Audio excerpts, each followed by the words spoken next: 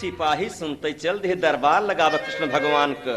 तो पहरेदार गए उस बार, पहरेदार गए उस बार, पहरेदार गए उस बार, पहरेदार गए उस बार, पहरेदार गए उस बार, पहरेदार गए उस बार।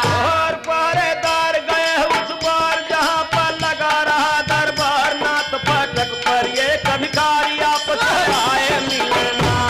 फाटक पर एक भिखारी आपसे आए मिलना, अब फाटक पर एक भिखारी आपसे आए मिलना, आपसे आए मिलना, आपसे आए मिलना, आपसे आए मिलना, अब फाटक पर एक भिखारी आपसे आए मिलना।